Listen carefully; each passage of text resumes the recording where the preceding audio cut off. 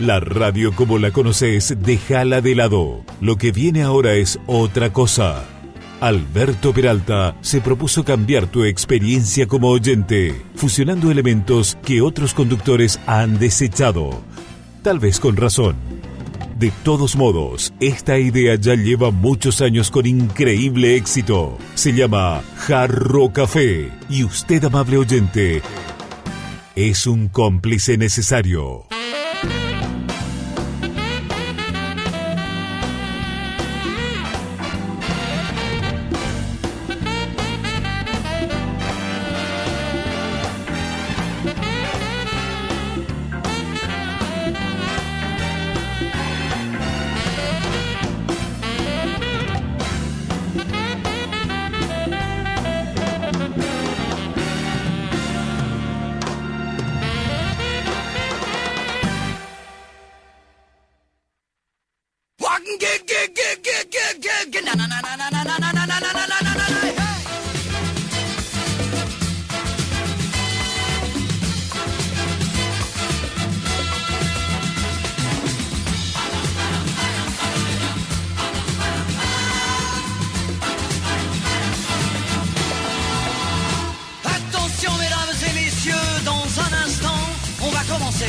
Installez-vous dans votre fauteuil bien gentiment.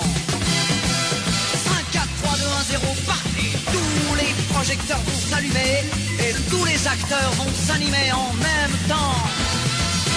Attention mesdames et messieurs, c'est important. On va commencer. C'est toujours la même histoire depuis la nuit des temps. L'histoire de la vie et de la mort, mais nous allons changer le décor. Espérons qu'on la jouera encore dans 2000 ans. Allez les filles. Nous avons 20 ans et plein de chansons. Comme le printemps, nous allons danser dans votre maison. Notre pain est blanc, notre pain est bon. Si vous le voulez, c'est de vos cœurs que nous partagerons. Attention mesdames et messieurs, dans un instant, ça va commencer. Nous vous demandons évidemment d'être indulgents. Le spectacle n'est pas bien rodé, laissez-nous encore quelques années. Il ne pourra que s'améliorer au fil du temps. Ah, na na na na na na na.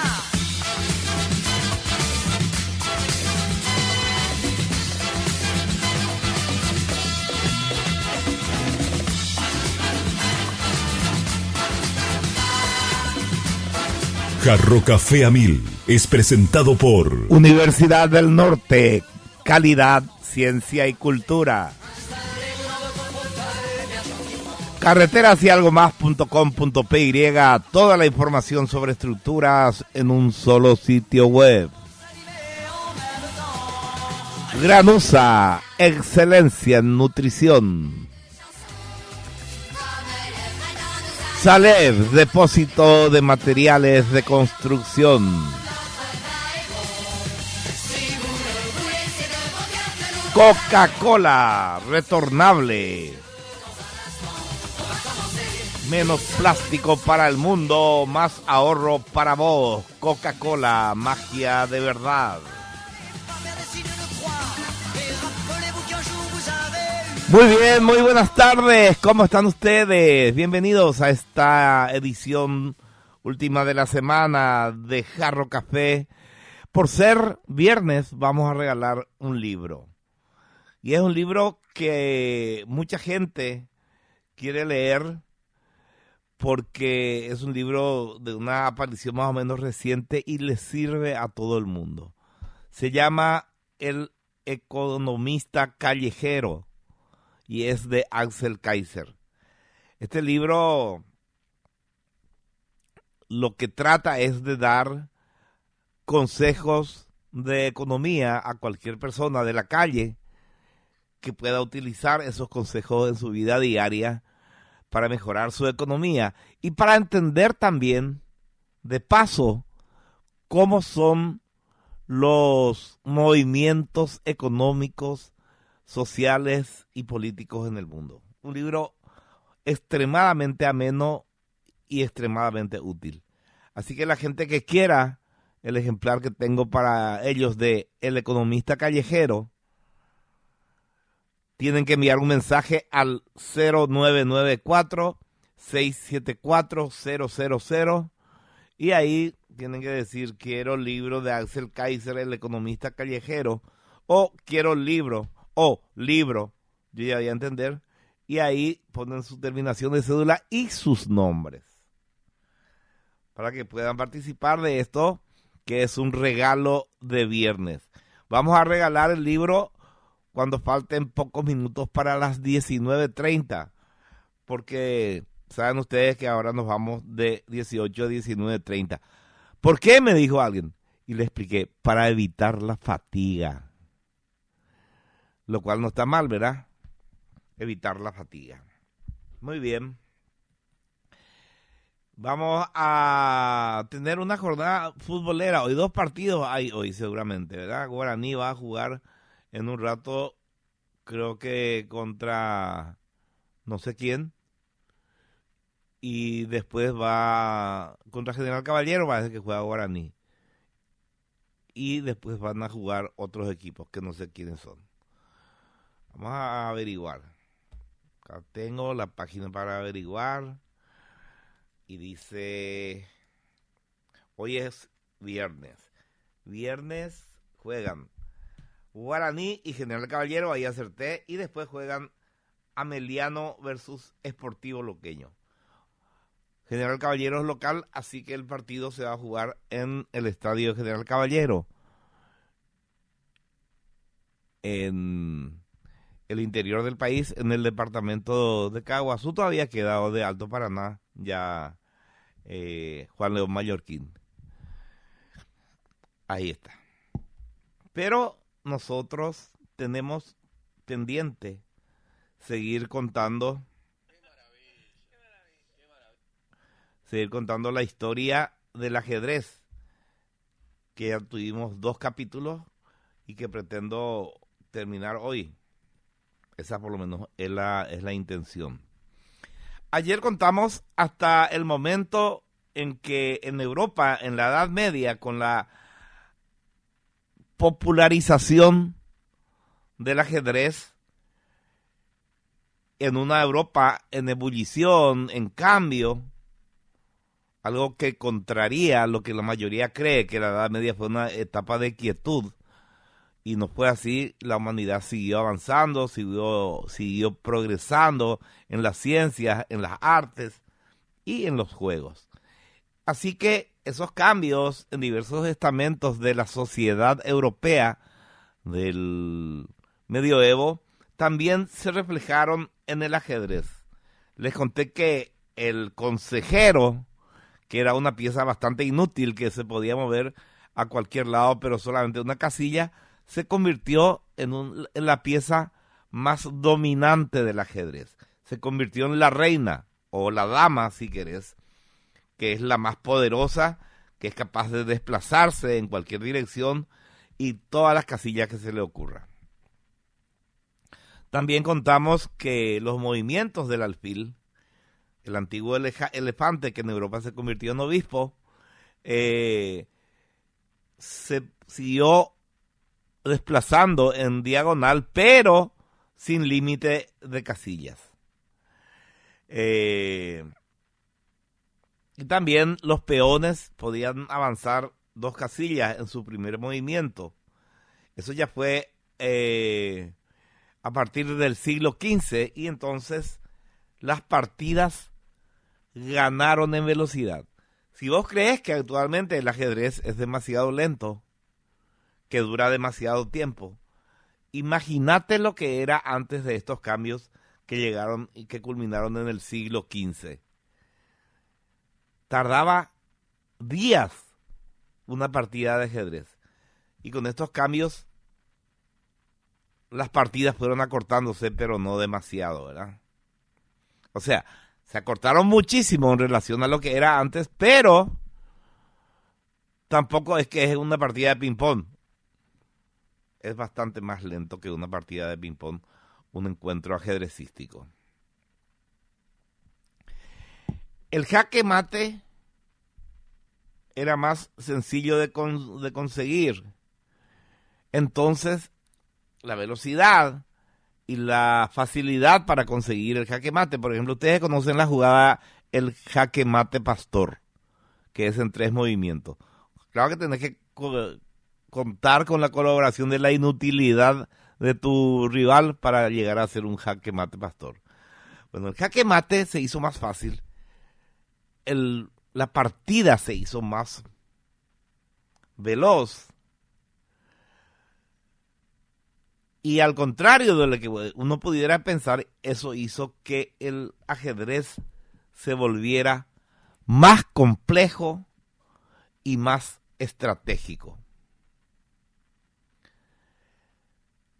Iba adquiriendo su esencia casi científica.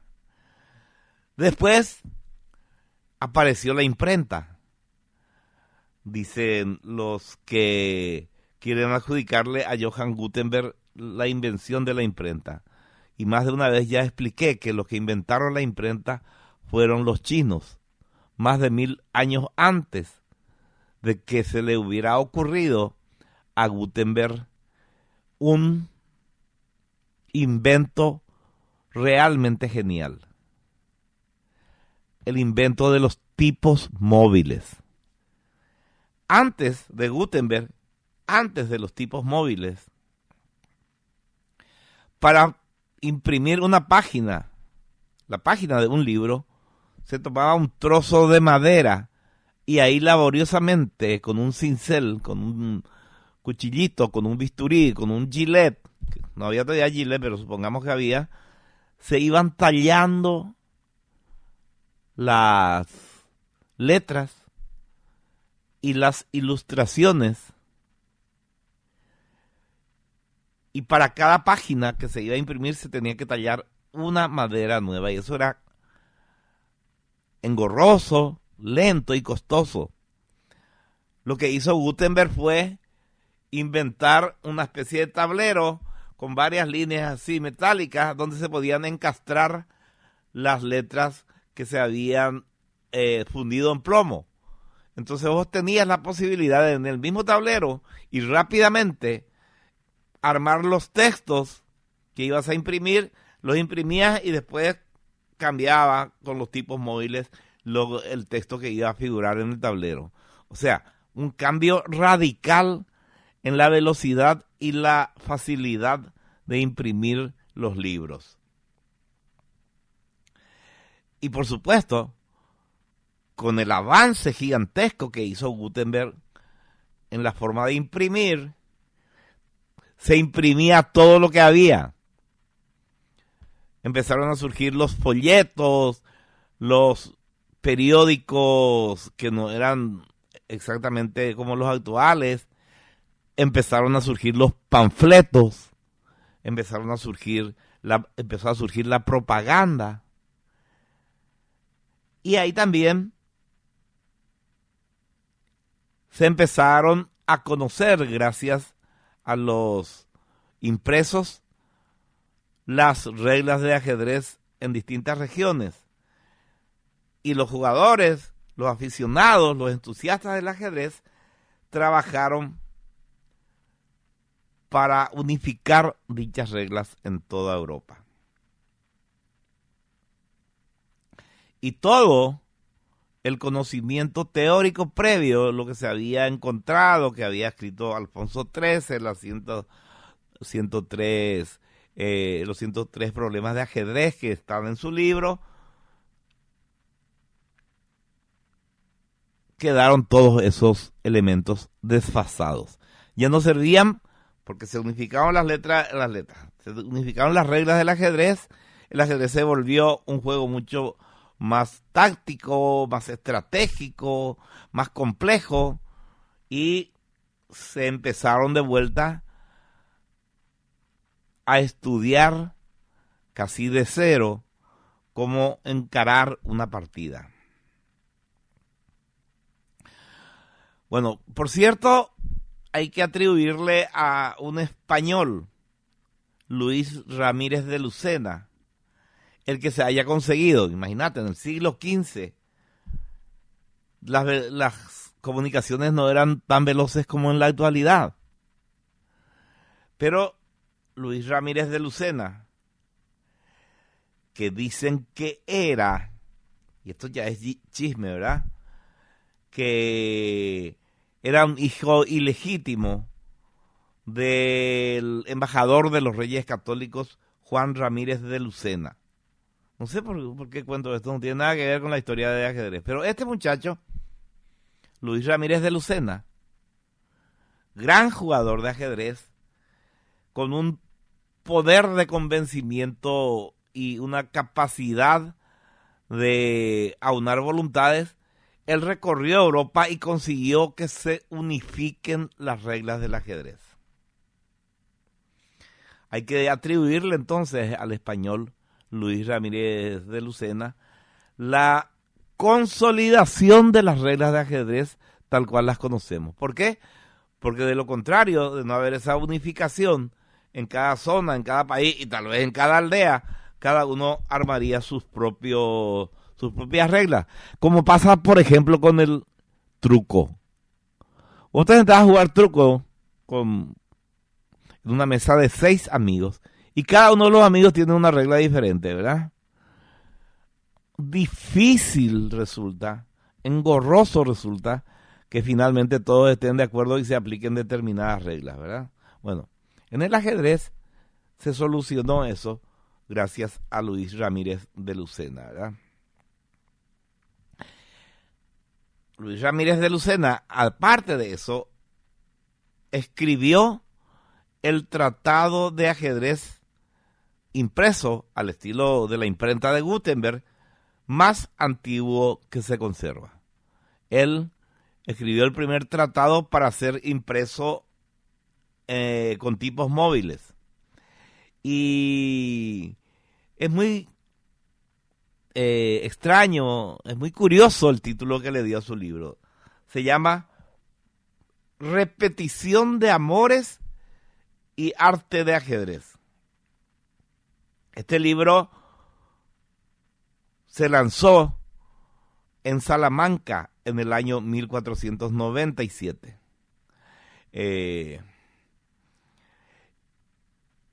5 años después de que Cristóbal Colón haya llegado a nuestro continente, haya llegado a América.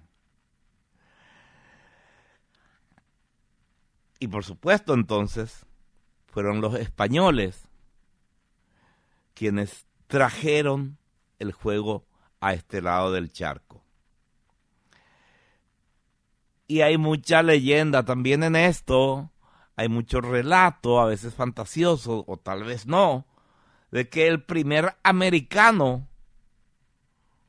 el primer nativo de este continente en jugar el ajedrez fue Atahualpa, el último gobernante del Imperio Inca. Atahualpa había sido apresado en noviembre de 1532 por los soldados comandados por Francisco Pizarro. Francisco Pizarro, conquistador del Imperio Inca, ¿verdad? Y durante su cautiverio, el tipo aprendió a jugar al ajedrez. Eso es lo que dice la leyenda, ¿verdad?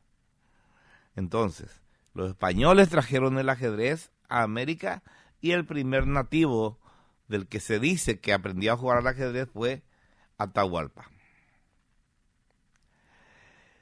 Bueno, volvamos a Europa. Ya en el siglo XVIII, durante la Ilustración pues fue el periodo cultural que siguió al Renacimiento. Después del Renacimiento vino la Ilustración. Era un momento donde florecía el conocimiento, donde todas las ciencias tenían su primavera, brotaban como margaritas por todos lados, y empezó a hacerse el ser humano un poco más soberbio, y todos empezaron a pensar que la ciencia en realidad iba a solucionarlo todo, y que no existía ya un todopoderoso, un Dios, sino que el hombre, al dominar la ciencia, se iba a convertir en el verdadero Dios. Durante este periodo, el de la Ilustración, surgieron en París y en Londres los primeros locales donde había varios tableros de ajedrez para que los clientes vengan a jugar. Eran unas cafeterías o eran directamente pubs donde se tomaban bebidas alcohólicas y había un montón de tableros de ajedrez donde la gente podía jugar.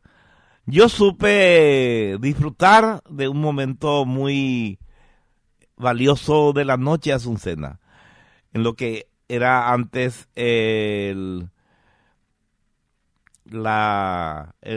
boliche, que primero fue de Mario Ferreiro y después acá sobre España, donde ahora está una pizzería que entras, bajás y está ahí un patio amplio. Sobre España, 1,5 cuadras de Madame Lynch. ¿Madame Lynch? O no, de San Martín, me fui lejos, de San Martín. Y ahí había muchos tableros, no muchos, 5 o 6 tableros de ajedrez, y a veces de noche jugábamos para ver quién paga el trago, ¿verdad? Ese entrenamiento es durísimo porque vos no querés pagar y usas todo tu ingenio. Así que durante la Ilustración, en el siglo XVIII, el ajedrez ya era tan popular que había bares y había cafeterías donde se podían encontrar mesitas de ajedrez con las piezas y las sillas para que la gente se enfrasque en partida. O sea, el ajedrez ya dejó de ser un entretenimiento de la corte, de los emperadores y de los reyes, y pasó a ser un entretenimiento popular. Este siglo siguiente, el siglo XVIII y el siglo XIX, con la expansión del conocimiento humano, también afectó al ajedrez. El ajedrez empezó a tener tratados, estudios, estrategias escritas, empezó a estudiarse como una ciencia. Un músico francés que supo llamarse François-André Danican, más conocido como Philidor, fue uno de los mejores ajedrecistas del siglo XVIII. Y en el año 1749, justo al promediar ese siglo, publicó un libro que se llama El análisis del ajedrez. Y en este libro, tal como su nombre lo indica, analizaba diferentes tipos de apertura, cómo empezar la partida, eso es la apertura. En total, el tipo analiza y promueve y propone 9 tipos diferentes de apertura. Por supuesto que la mayoría, como también actualmente, la mayoría de los ajedrecistas utilizan el centro defensivo. De los 9 tipos, 6 utilizaban el centro defensivo. O sea, ¿qué es lo que es eso? Se trata de fortalecer el medio del tablero. Se mueven peones y a través del respaldo de los peones se pueden mover las piezas mayores, digamos. Con este libro y con esta propuesta de François-André Danican, más conocido como Philidor, el peón, que era una pieza inútil antes, muy minusvalorada, empezó a tener una importancia enorme en una partida de ajedrez, como hasta ahora, ¿verdad? Tenés que saber mover tus peones, saber ubicarlos correctamente y tenés que saber también sacrificarlos en el momento adecuado. Y tenés que poder evitar incurrir en el error de doblar un peón. ¿Qué quiere decir doblar un peón? Como los peones se mueven en forma vertical, salvo cuando comen alguna pieza que tienen que comer en diagonal, una sola casilla, o puede ocurrir que dos peones queden en la misma línea. Eso es doblar un peón. Y el peón doblado es una pérdida para el que tiene su peón doblado.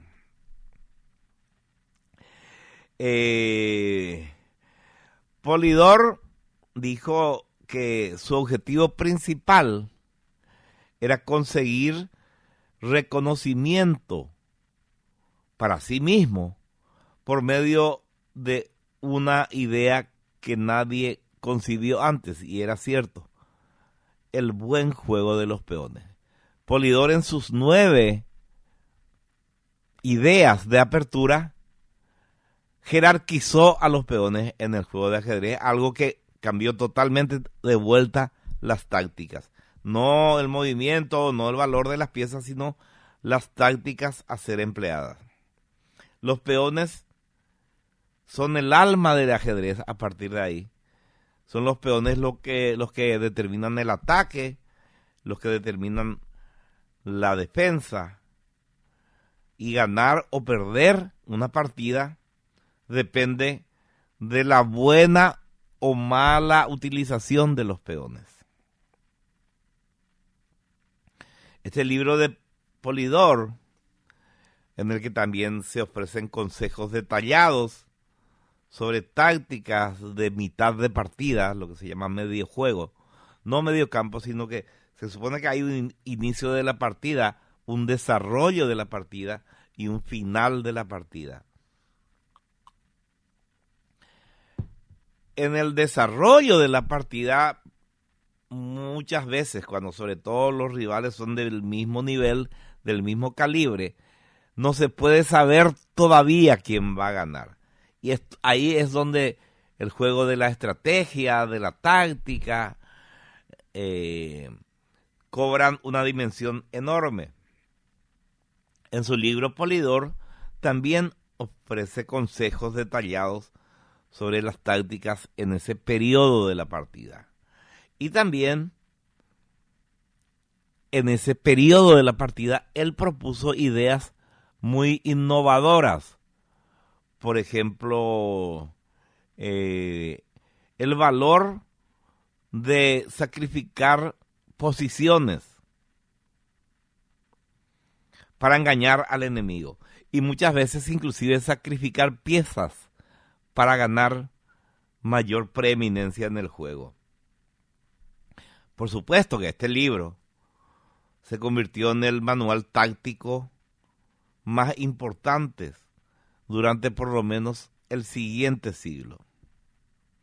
Por supuesto que no todos estaban de acuerdo con la visión de Polidor.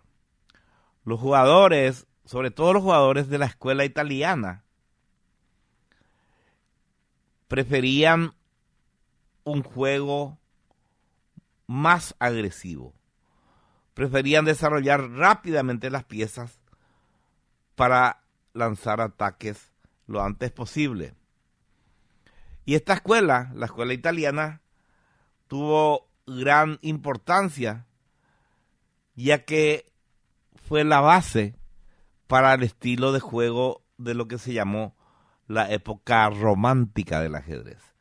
Y esta época estaba llena de sacrificios de piezas, arriesgadas combinaciones, y eso hacía que se produzcan partidas muy espectaculares, muy emocionantes.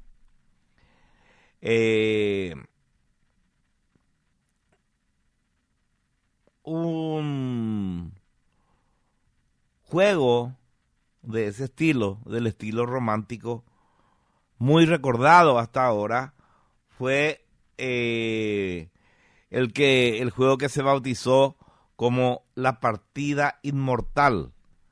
Este juego se disputó en 1851 en Londres, y en este juego el alemán Adolf Andersen le ganó al estonio que en realidad tenía en ese momento nacionalidad rusa, Lionel Kieseritzky.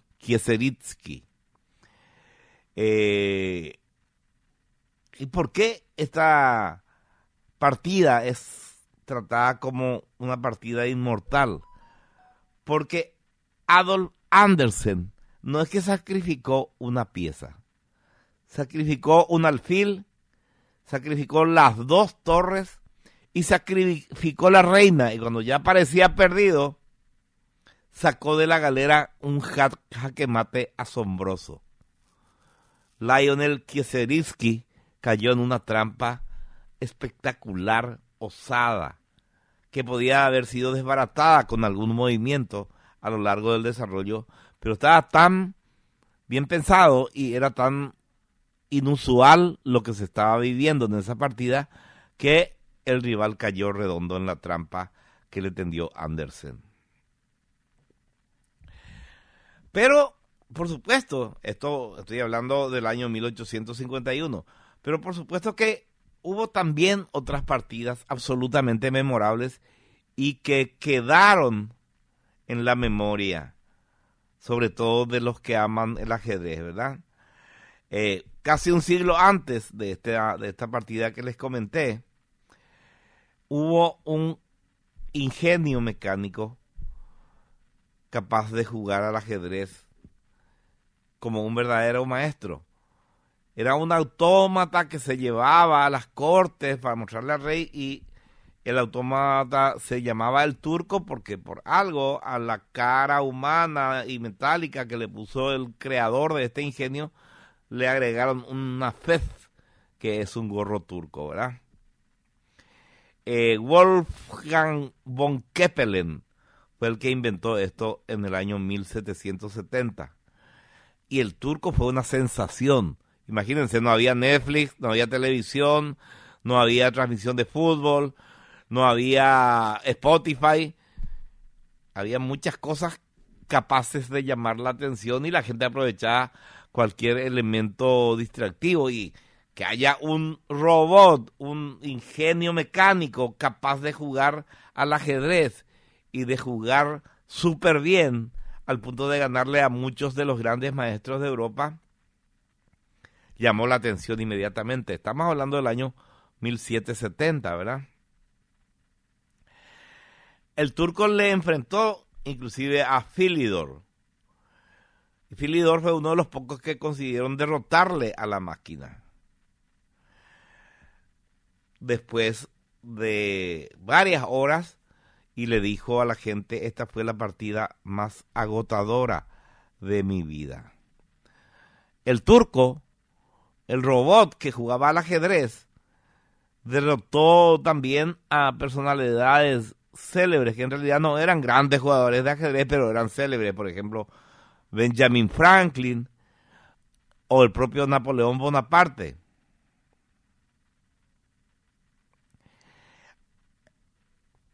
Hay que decir que en todo este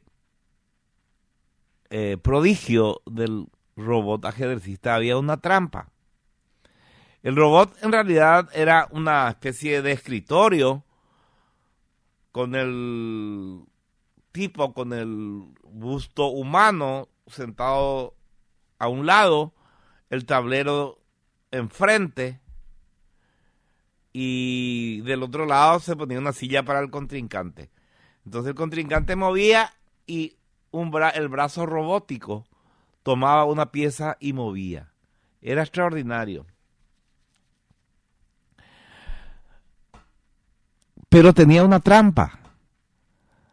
Dentro del escritorio, von Keppelen había contratado a un gran ajedrecista que tenía además una condición necesaria: era chiquitito, era peticito y no era gordito.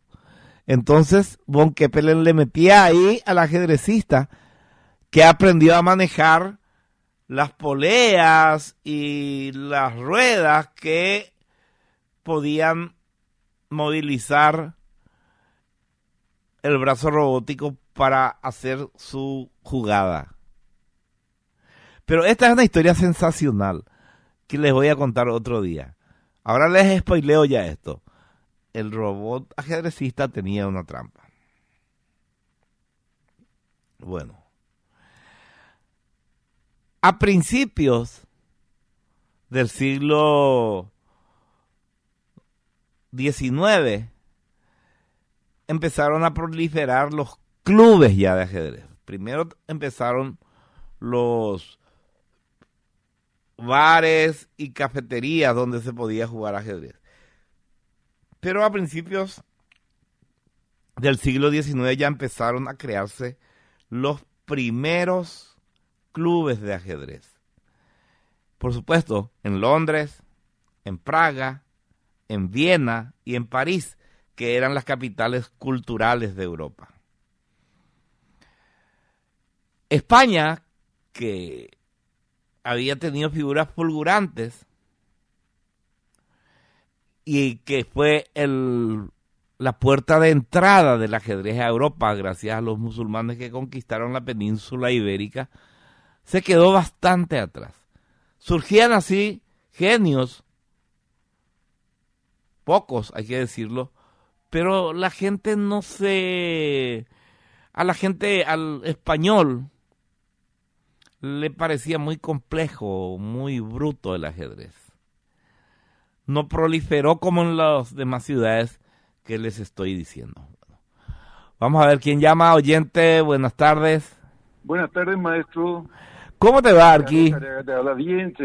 En primer lugar, te pido disculpas porque te corté. No, pero eso está bien, porque así la gente descansa de mi cháchara. No, qué puta. Y le pido también disculpas a tu oyente porque todos estamos embelesados.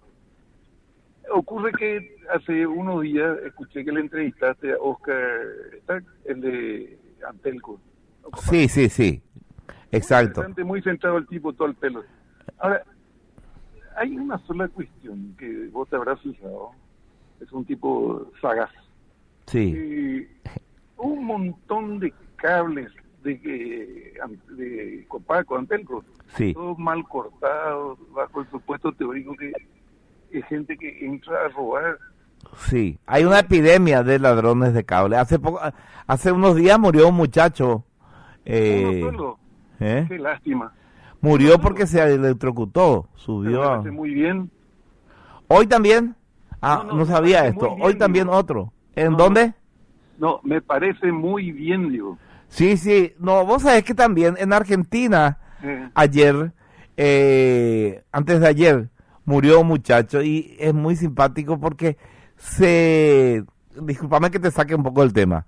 No. Se banaliza el hecho de que es un delito robar, ¿verdad? Eso. Y se justifica y se le pone una capa de héroe al ladrón. Ocurrió en el conurbano bonaerense, ¿verdad? Sí. Y la maestra de este muchachito, 17, 18 años, escribió un poema para el tipo. Genial. Que murió robando, perjudicando a un montón de gente además, ¿verdad? Porque al robar un cable, pues, no es que le perjudica a la Copaco o a no sé cómo se llama la empresa argentina, Sí, le perjudica al usuario que queda incomunicado, ¿verdad? Bueno, mira, Alberto, amigo, ahí pues está la cuestión. Y estos jueces cretinos que tenemos, puta, banalizan porque dice, es un robo bagatelario. No existe. No existe, el robo bagatelario no existe aquí. Claro, amigo, la puta. Hay que sacar eso del Código Penal. Es una pavada. Y estos inútiles, ¿verdad? Que dan, no es un robo bagatelario, no, aquí no está en el monto del dinero, sino en el perjuicio que causan. Y además en los problemas que causa. Claro. A mí me asaltaron 2 veces, ¿verdad? Hijo de puta. Una vez yo le pude reducir al asaltante, ¿verdad? Son capos. Y la siguiente vez me robaron unos motochorros, ¿verdad? Ay, hijo de puta. Y vos te quedás con pesadilla, Pues claro. con aprehensión. No solamente que te robaron el celular, donde está gran parte de tu vida, tu agenda, tu foto, todo tenés ahí, ¿verdad? Sí. Sino que además, después te quedás con miedo y cada vez que escuchas ruido de una moto, se te eriza la piel. Así anduve 2 años. Qué bárbaro. No, vos sabés que me es tan profundo, me es demasiado, agarran y minimizan y nada, es víctima, que pobrecito y que es adicto. A la gran puta. Es adicto porque uno quiere. Yo tomo alcohol porque disfruto cuando tomo, ¿verdad? Pero claro, procuro no... Pero después no voy a salir a asaltar para comprarme otra botella. Por eso me encanta cuando a veces vos opinás sobre un vinito, por ejemplo. Sí. Una realidad que constante, bueno, no pasa por ahí la cuestión. Bueno, te agradezco, eso nomás quería puntualizar. No existe el robo bagatelario, eso hay que suprimir. Cualquier robo causa enorme perjuicio y el robo de cable le evita la posibilidad de que alguien lleve adelante su negocio, su comercio, pueda vender algo o pueda comprar. Es grande el perjuicio. Así mismo. Y antes de dejar de molestarte, te quiero No es contar lo molestia. siguiente. Tomé un metro del cable que estaba tirado, Sí, le habían cortado y todo mal. Corté sí, 1 metro de cable, le saqué el plástico. sí, En 1 metro de cable sí. de 2 hilos, el cobre que tiene, le quité el plástico, el cobre que tiene es de 4 gramos. O sea, nada. Nada. O sea, el tipo roba 10 metros y tiene 40 gramos. Así mismo es, y a la prueba me remito. En mi billetera tengo, porque me fui a una joyería a hacer pesar con la balanza Ajá. Con la balanza de precisión. de precisión. Amigo, es una... y te quise llamar, pero le tuviste a otra gente y entre ellos estuvo ayer, ¿cómo se llama?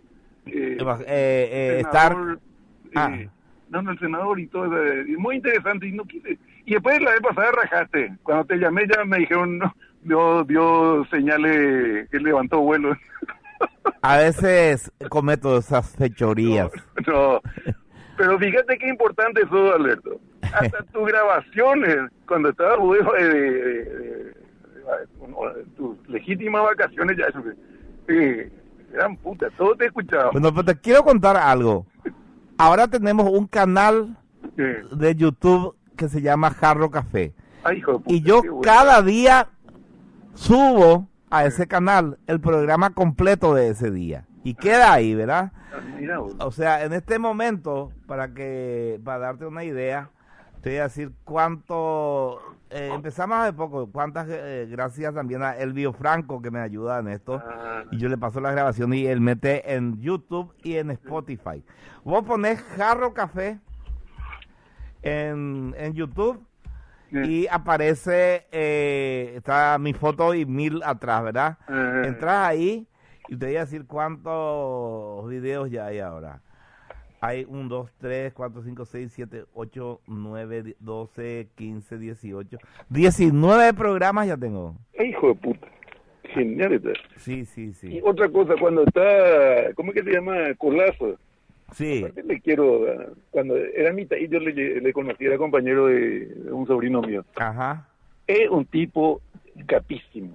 Es Sí, sí, sí. realmente qué versátil el tipo. Y el tipo viene todos los lunes. O sea, es la plata que me cuesta Me imagino. pagarle su cachete. Me imagino. Alberto, no te robo más tiempo, te pido disculpas. No, a tranquilo, tus un oyentes. placer. Gracias, viejo. Un abrazo. Abrazo Muchas para gracias. vos. Bueno, ya que hablamos de esto, por favor le pido a la gente que se suscriba, es gratis y me ayuda mucho. Pongan Jarro Café y está el icono que dice con mi foto y ahí entran y se suscriben, gratis se suscriben. Quiero llegar a tener 200 suscriptores para fin de año. Con eso ya podemos mover algo. Muy bien. Bueno, estábamos hablando del turco que tenía trampa y que le ganó a Benjamin Franklin, a Napoleón. Una parte era un enano que estaba adentro, ¿verdad? Hablamos también de principios del siglo XIX, cuando se crearon los primeros clubes de ajedrez. Y también hablamos de que en España no prendió el juego. Siguió siendo un juego de cortesano, lo cual me lleva a pensar, el español ya era luego medio bruto, por lo visto, ¿verdad? No es ahora nomás que le votan a Pedro Sánchez. Bueno, y estos clubes unificaron aún más los reglamentos, porque empezaron a publicar, a compartir, a discutir y a armar una especie de confederación de clubes de ajedrez. Y también ahí se empezó a ver la necesidad de estandarizar el diseño de las piezas. Que el caballo vos mires y sepas que representa un caballo, que la torre vos mires y sepas que representa una torre, porque hasta ese momento todavía no se tenía la uniformidad correspondiente. El que consiguió, el que trabajó, la persona clave para conseguir la estandarización, no solamente del reglamento, sino también de las formas, del diseño de las piezas, fue un ajedrecista inglés, Howard Staunton. Howard Staunton era tan buen jugador que informalmente se organizaban campeonatos supuestamente mundiales, o sea, en un club, este club le invitaba a ajedrecistas de diversos países y dice, vamos a jugar un campeonato. Y eso empezó en 1843. Y Howard Staunton salió campeón de estos mundiales informales en 1843, 1844, 1845, 1846 y así hasta 1850. Del 43 al 50, en cada campeonato informal, el campeón era Howard Staunton.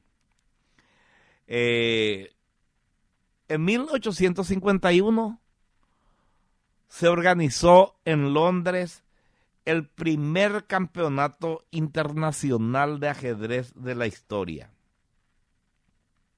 En 1851 se había inaugurado en Londres, obra del príncipe Alberto, la primera Expo Mundial, la primera exposición universal. Y en esa primera exposición universal, a influjo del príncipe Alberto, también se aprovechó para organizar el primer campeonato mundial formal de ajedrez. Se le invitó a 16 jugadores de 16 diferentes países. ¿Quién ganó ese primer torneo? Alguien de cuya existencia ya conocemos en este relato. El primer campeón mundial formal fue Adolf Andersen, el alemán. ¿Se acuerdan? Les conté recién que él fue el protagonista de lo que se llama la partida inmortal, cuando sacrificó peones, alfil, sus 2 torres y su reina, y después ganó la partida, ¿verdad? Y fue en este campeonato de 1851, aunque no la final, cuando disputó su famosa partida contra Kieseritzky. Pero no fue la final, les dije, porque en realidad fue un enfrentamiento al margen del campeonato. Un enfrentamiento amistoso, digamos. Y él ganó. Pero volvamos a Staunton, que ganó todos los campeonatos informales, y cuando se formalizó no ganó, pobrecito, ¿verdad? Pero Staunton fue el que ayudó enormemente a terminar de unificar las reglas y a estandarizar los diseños de las piezas.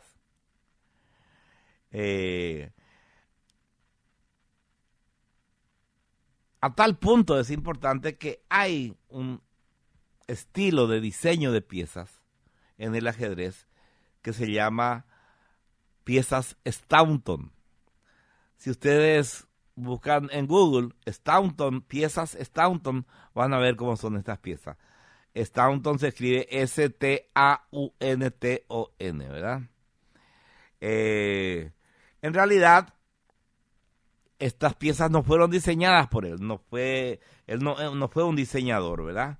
Pero le encargó Staunton a dos diseñadores, a dos escultores, Nathaniel Cook y John Jakes. Entonces le dijo: muchachos, necesito que hagan unas piezas que sean lo suficientemente explícitas, que sean lo suficientemente elegantes y que sean lo suficientemente simples para poder fabricar en grandes cantidades. Y estos dos muchachos, Nathaniel Cook y John Jakes, diseñaron las piezas que hasta ahora se fabrican y se llaman piezas Staunton de ajedrez. Bueno, estas piezas Staunton durante mucho tiempo se utilizaron exclusivas, o sea, los campeonatos mundiales de ajedrez necesariamente usaban las piezas Staunton. Ya que estamos hablando de estos avances, está también el tema de los relojes de ajedrez, para ponerle límite al tiempo a los jugadores. Porque de lo contrario, cuando uno estaba perdiendo y hubo casos, se quedaba sentado mirando atentamente las piezas y sin mover nada. Y el otro tenía que esperar hasta que se cansaba y se iba y ganaba el tipo que se quedó mirando las piezas. Para evitar eso, se introdujeron los relojes de ajedrez. Estos relojes comenzaron a usarse en 1861.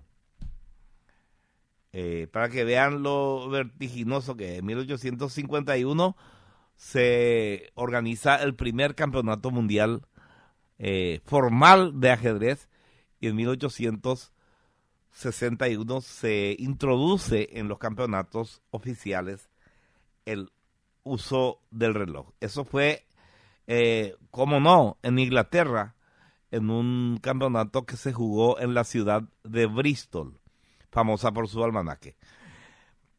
Estos primeros relojes no son como los de ahora. Viste que ahora es una cajita que tiene dos relojes, una para cada jugador. Tienen un límite de tiempo, ponerle 90 minutos o 2 horas o lo que sea. Y un jugador le toca el turno y le corre el reloj. Cuando mueve la pieza, aprieta un botón, una clavija para su reloj y empieza a andar el reloj del adversario. Así funciona un reloj de ajedrez. Pero en 1861, el primer reloj usado en una competición oficial fue un reloj de arena. Entonces, el reloj de arena, saben cómo es, ¿verdad? Son dos triángulos contrapuestos. Uno que tiene dos pirámides, si querés. Uno que tiene la base en la base de la cajita y termina en punta, y el otro que tiene la base en el techo de la cajita y termina en punta, y se comunican las dos puntas. Entonces, la arena del que está, del triángulo o pirámide que está arriba, va cayendo al de abajo. Y el jugador tiene tiempo para hacer su movimiento mientras haya arena cayendo. Cuando mueve, gira el reloj y ocurre el mismo fenómeno, pero al revés, y es el tiempo que tiene el otro jugador para mover la pieza. Bueno, entonces, estos relojes de arena se usaron en 1861. Ya en la segunda mitad del siglo XIX. Y también fue poco después que el austríaco Wilhelm Steinitz, que fue el campeón mundial entre 1886 y 1894, surgió lo que se conoce como la Escuela Moderna de Ajedrez, que sistematizó el juego de posición, el desarrollo de aperturas cada vez más pensadas, la búsqueda del control del centro del tablero, el armar una defensa sólida antes que un ataque rápido. Muchos criticaron ese estilo, ¿verdad?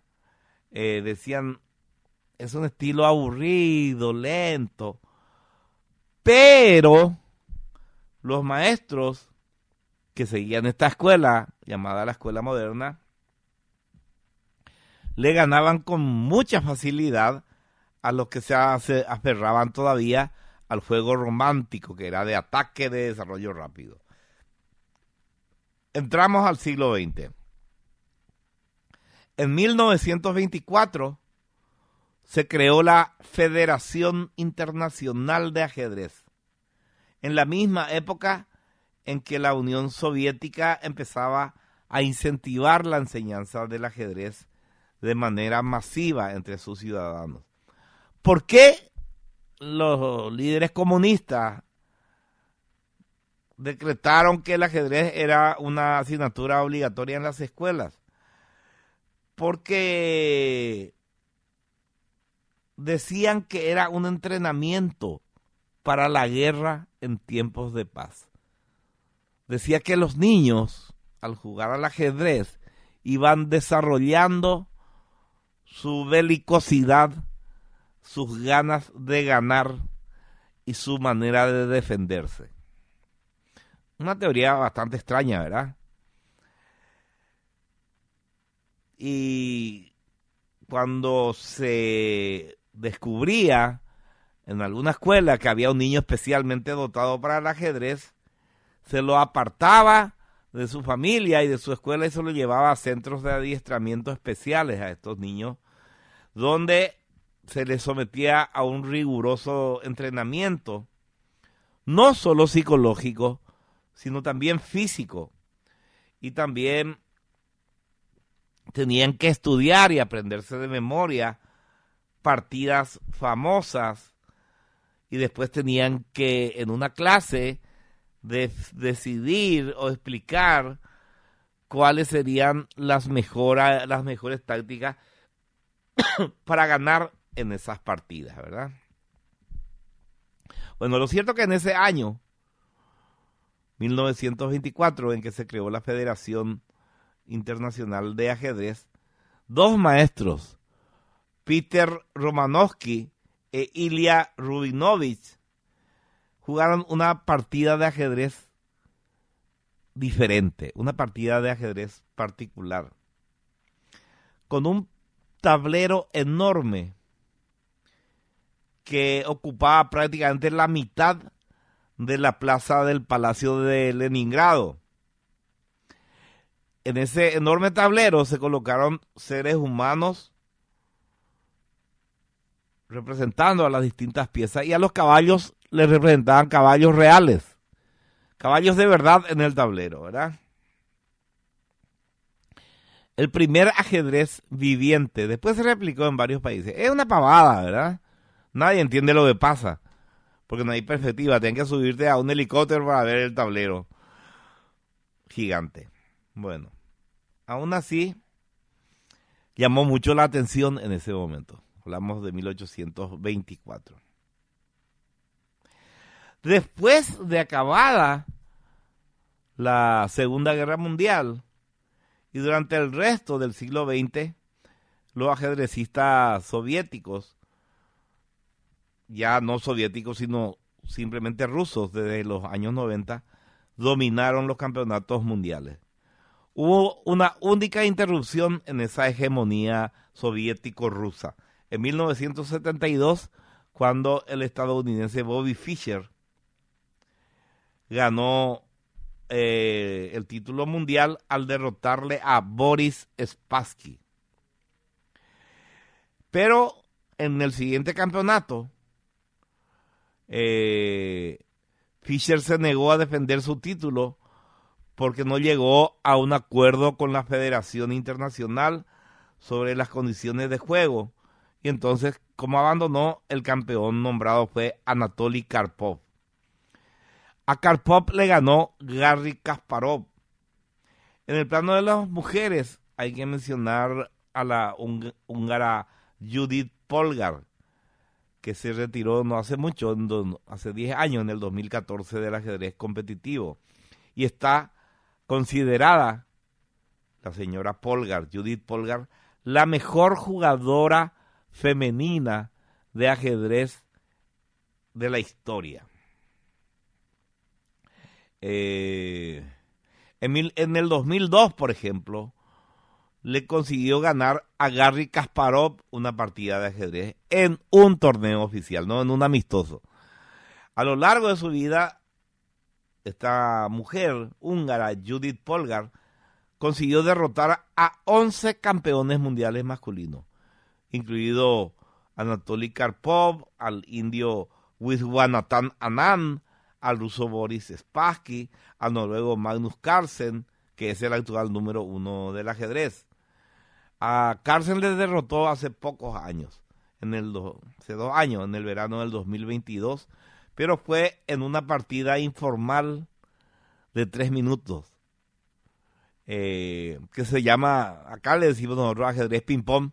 No se puede pensar, o sea, puedes pensar, no podés dudar. Mueve tu contrincante, vos movés. Mueve tu contrincante, vos movés. No te quedas mirando el tablero, ¿verdad? Bueno, esta partida de 3 minutos le ganó la chica húngara a Carlsen, se jugó en el Parque del Retiro de Madrid. Bueno, en este presente siglo, 21, siglo XXI, el Internet transformó el ajedrez. Internet universalizó el ajedrez. Cualquiera puede enfrentarse a jugadores de todo el planeta las 24 horas del día, sin salir de tu casa y sin siquiera tener una computadora. Con tu celular puedes jugar, ¿verdad? Por eso, un adolescente con interés, con dedicación y, por supuesto, con inteligencia, puede aprender en una cuestión de pocos meses la experiencia competitiva que un maestro del siglo XIX tardaba décadas en acumular. Y además hay programas informáticos contra los que se puede jugar a modo de entrenamiento, y también hay módulos de ajedrez que se pueden emplear para analizar y preparar partidas. Por supuesto que estos avances tecnológicos también tienen desafíos. El 10 de febrero de 1996, por ejemplo, la supercomputadora Deep Blue fue la primera máquina que consiguió derrotar a un campeón humano. Le ganó a Garry Kasparov, quien estaba siendo en el 96 el campeón durante 11 años, desde 1995. Pero al final, en aquel duelo entre el hombre y la máquina, ganó Garry Kasparov por 4-2 en el global, de las 6 partidas que jugaron. Pero unos años más tarde, Deep Blue se impuso en el global de 6 partidas a su rival humano.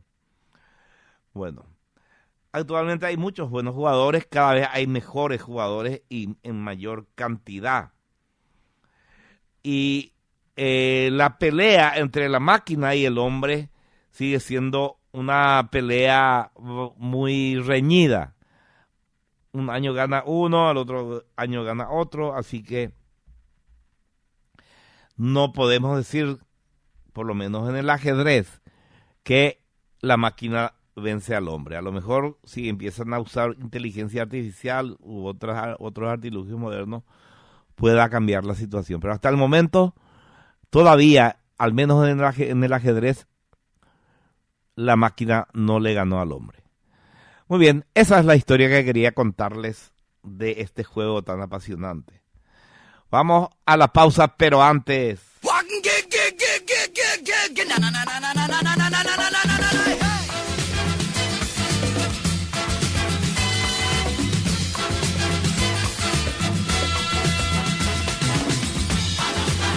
La Universidad del Norte, una de las primeras universidades privadas del Paraguay, tiene más de 30 años de trayectoria institucional.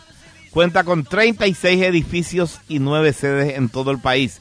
Modernos laboratorios, simposios, publicaciones, carreras acreditadas, imponente cuerpo docente y es el mayor aportante de la cultura en el Paraguay. Consultas al WhatsApp 021-729-4600, porque Uninorte es número 1 en calidad, ciencia y cultura. ¿Quieres ser parte del sector de la construcción de rutas? Tienes que saber que Carreteras y Algo Más es un medio digital paraguayo enfocado en las carreteras, energía, infraestructura, agua y saneamiento, tecnología, en donde mostramos el crecimiento del país. Desde Carreteras y Algo Más ofrecemos espacios publicitarios en redes sociales y en nuestra plataforma web. Conocenos más en www.carreterasyalgomás.com.py. Seguimos en redes sociales, estamos en Facebook, Instagram y YouTube como Carreteras y Algo Más de Andrea Pérez y en Twitter como @perisandru. Hacete conocer a través de nuestra plataforma. Todos sabemos que por algo existen los clásicos, lo bueno siempre vuelve a estar de moda y no hay mejor tendencia que una positiva para el planeta y para tu bolsillo. Destapa el sabor refrescante que ya conoces de Coca-Cola con las botellas retornables, pagando solo por el contenido. Disfruta la mágica Coca-Cola una y otra vez con tu botella retornable. Coca-Cola, magia de verdad. En tu producción ganadera es necesario que tomes acciones estratégicas. Con Granusa arma el más efectivo proyecto de suplementación del ganado y optimiza los insumos disponibles en tu establecimiento. Pedí ya una visita para alcanzar los mejores resultados. Granusa, excelencia en nutrición animal. Seguinos en Facebook e Instagram. Si vous le voulez, c'est de vos cartes que nous partagerons. Attention, mesdames et messieurs, dans un instant, on va commencer. Il se peut que vous soyez choqués de temps en temps. Radio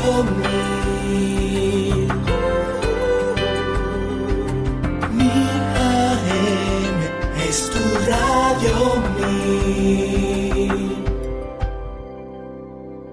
La aventura de crecer con Avon, evolucionamos, caminamos junto con vos, con Avon, con Avon. Avon, la aventura de crecer. Encontrá tu cuaderno en los principales puntos de venta del país. Avon, calidad que une generaciones. Cada botella retornada significa menos desperdicio y más ahorro. Menos plástico y más sabor. Menos contaminación y más momentos mágicos. Lleva tu botella vacía, paga solo por el contenido y disfruta de todo el sabor. Coca-Cola, magia de verdad. Un país que no deja de crecer es un país en construcción constante. Y Paraguay lo es. Por eso nosotros, en Saleb, ofrecemos los mejores materiales de construcción para seguir construyendo el país que todos queremos. Tejas, ladrillos, cemento, varillas, piso cerámico nacional, arena lavada, triturada, productos adhesivos para mortero, puertas, marcos metálicos y de madera y todo para la construcción nacional. Saleb, depósito de materiales de construcción. Contactanos al 0985-810-225. Encontranos en Facebook como Depósito Saleb.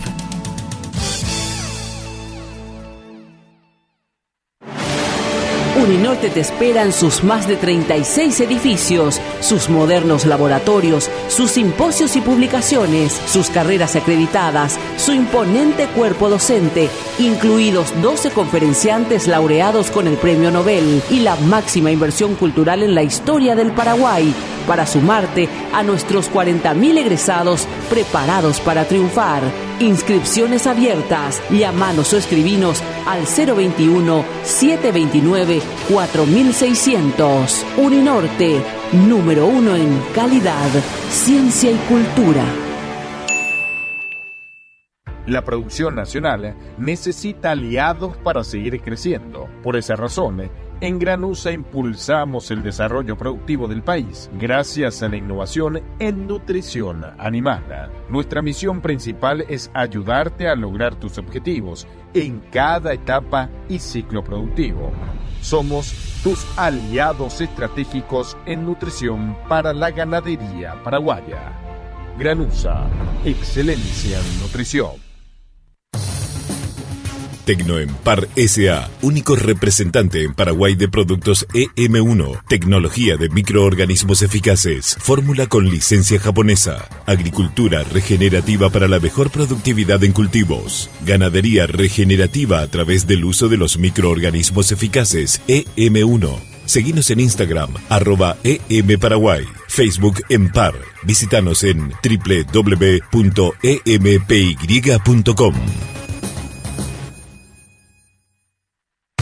Carreteras y algo más.com.py.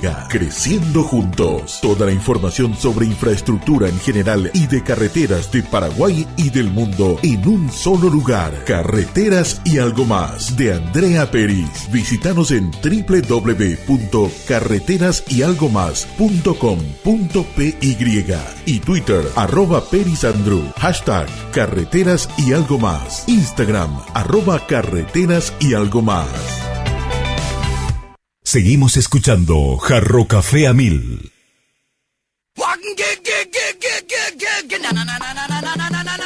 Oyente, buenas noches. ¿Qué tal, Abel? ¿Cómo estás? ¿Todo bien? Fabulosa la historia sobre el ajedrez.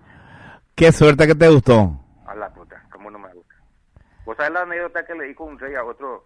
Dame todo lo que quiera y pon un grano en cada... Sí, pon un grano de trigo en cada escaque, en el segundo 2, en el tercero 4 y así sucesivamente. Imposible. Se fue a la quiebra el rey. Sí, porque es una progresión geométrica. Bueno. Exacto, sí. Bueno, imposible cumplir. Sí, señor. Y otra cosa, viste que vos hablaste de la imprenta. Sí. Y el acondicionador de aire se inventó, por eso había sido. Porque en los Estados Unidos, en algunos lugares no se podía imprimir, se corría la tinta por la humedad del aire. Entonces realmente el acondicionador de aire se inventó para poder imprimir. Esa es una historia. Hay otra que habla de un médico, de un dentista. También. El doctor Carrier. Sí. Y hay una marca de acondicionadores de aire Carrier, ¿verdad? Porque antes en un hospital ya alguien se le había ocurrido poner en un receptáculo de madera bien cerrado una barra de hielo y soplar, ya había ventiladores de techo, entonces para enfriar el quirófano.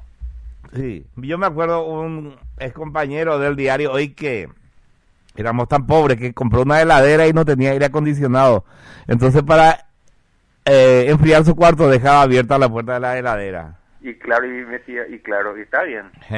Pero la verdadera historia es la de Carrier, acá estoy viendo. El día 17 de julio de 1902, Willis Haviland Carrier diseñó el primer sistema de aire acondicionado para su consultorio odontológico. Él sacó el condensador de una heladera, le puso en una caja y así consiguió enfriar su consultorio. Y se universalizó, hicieron la imprenta imposible de imprimir, hicieron que era, por lo que se corría la tinta por la humedad. Eso porque compraban tinta de mala calidad. Y bueno, Albert, así es. hay un libro que yo te recomiendo si encontrás, El hombre que calculaba, de un tal Malva Tajano. Vos sabés que me hablaron de ese libro justo ayer, qué notable, tengo que leer únicamente porque ya rápidamente 2 personas me hablaron del hombre que calculaba. Es un escritor de un país musulmán, pero por el problema matemático, cómo se resuelven, geniales. ¿Vos sabés cómo se le dice a los musulmanes que son demasiado fanáticos? Decime. Musulmanes. Había sido que el Indio Solari era el Indio Solari ahora y los fundamentalistas del aire acondicionado, algo así que se llama la banda actual, creo. Es un hijo de puta, no me gusta él. Vive en un loft en Nueva York y se hace el comunista. Así, es raro. Anda, no, es raro, es como todo zurdo, es incoherente. Sí, pero no sé, no necesita esas cosas para mí. No sé. Con esas cosas él se gana plata ahora. Cada año hace un concierto que dice que se llama Misa, se va todo el surdaje ahí a pagar su entrada, él junta la plata, se sube a su jet privado y se va a su departamento de Nueva York. Los fundamentalistas del aire acondicionado. Así es. Qué raro. Gracias, Alberto. Dale, nos vemos. Una vez que dice la gente, Adán García dice, hola Alberto, quiero el libro, dice Adán. Sí, señor, hoy estamos regalando un libro hermoso que se llama El economista callejero de Axel Kaiser. Quiero el libro, dice Eduardo, mis 3 últimos son 412. Hola Albert, quiero el libro, dice Mirta 327. Dice acá, buenas tardes amigos, quiero el libro, yo sí voy a pasar a retirar, Sebastián Arias 224. Quisiera el libro, por favor, mis 3 últimos números son 327. Recién dije 327, ¿verdad? Mirta 327 y Alfredo Gómez 327. Bueno. Socorro, anoche el plaga de Maná le bajó prueba de sonido sin autotune en el palo a Babani. Ahora a soportarlo toda la noche aquí a cuadra, dice el ingeniero Mario Acosta Ley. Qué mal que canta Fero, ¿verdad? Increíble. En YouTube busquen Maná sin autotune. Se le descompuso el autotune en un concierto y salió como realmente cantaba. Una cosa espantosa. A ver qué dice Camilo.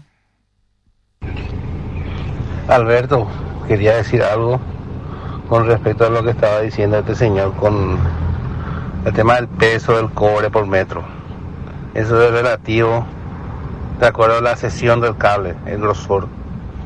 Si es un cable de 1 milímetro, puede ser que tenga el peso que él dijo. Pero ¿qué pasa si es un cable de 16 milímetros, de 25 milímetros? En 1 metro hay mucho más peso. Ahí está, muy bien, excelente acotación. Dice acá Armin Rodolfo, Alberto, decime un poco si estos enormes camiones pueden circular a esta hora. Creo que no pueden circular en horario pico y acá en Villaliza es una tortura el tráfico con estos camiones bolivianos principalmente, dice. Vamos a averiguar el lunes, Armin, vamos a llamarle a la gente. Buenas tardes, Albert, genial la historia del ajedrez, quiero el regalo 217, mis 3 últimos, dice Hugo. Muy bien, Hugo. Dice acá, hola Albert, muy bueno el programa sobre el ajedrez, mucha historia. Mi abuelo finado, me inculcó mucho sobre el ajedrez. Este reconocimiento lo guardo todavía, que le hicieron muchas décadas atrás. Apasionante el ajedrez, habría que profundizar sobre su aporte en la cultura paraguaya. Anécdotas de la época de los clubes donde se jugaba. Me anoto para el libro, dice Gino. Y lo que le regaló lo que le entregaron a su abuelo fue Federación Paraguaya de Ajedrez al profesor Aristides Villamayor en homenaje de gratitud a su fecunda labor en el ajedrez nacional en 1982. Muy bueno, qué buen recuerdo. Vamos a la pausa nuevamente. Radio Mil.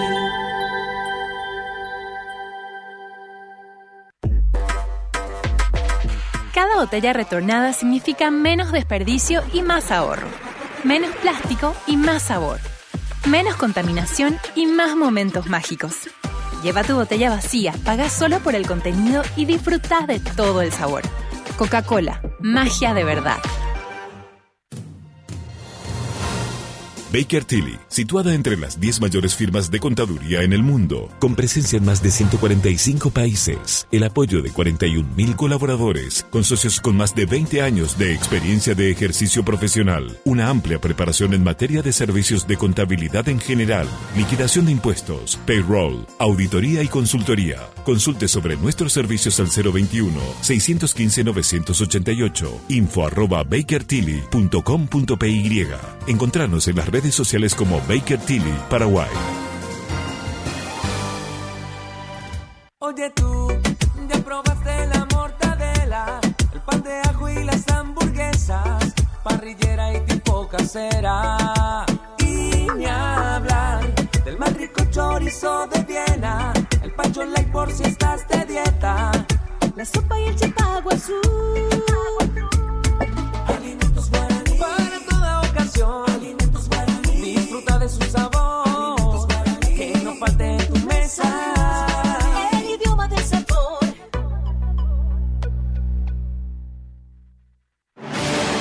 Uninorte te espera en sus más de 36 edificios, sus modernos laboratorios, sus simposios y publicaciones, sus carreras acreditadas, su imponente cuerpo docente, incluidos 12 conferenciantes laureados con el Premio Nobel y la máxima inversión cultural en la historia del Paraguay, para sumarte a nuestros 40.000 egresados preparados para triunfar.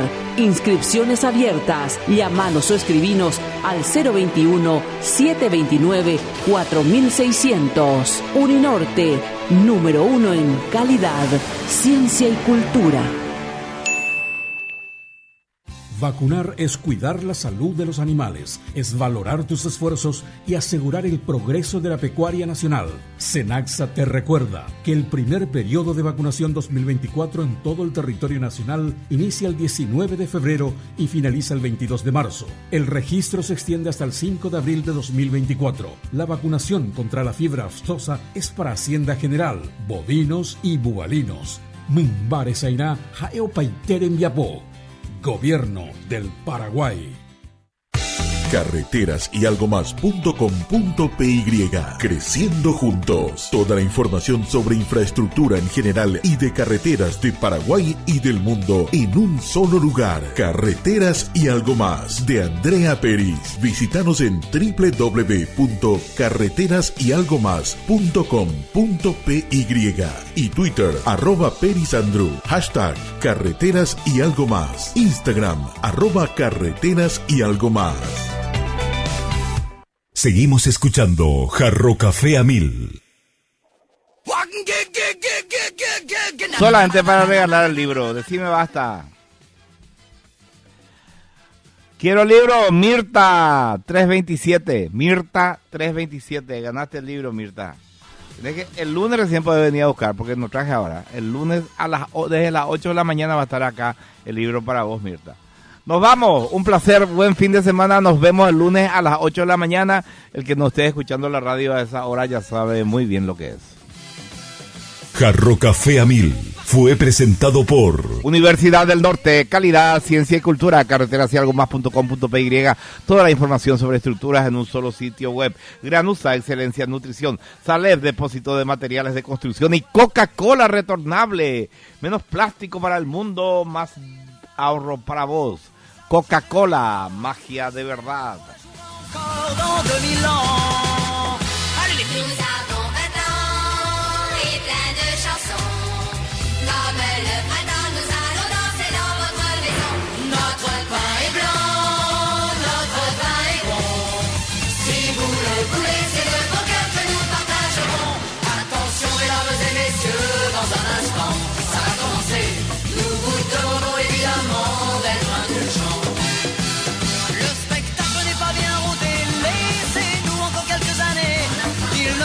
S'améliorer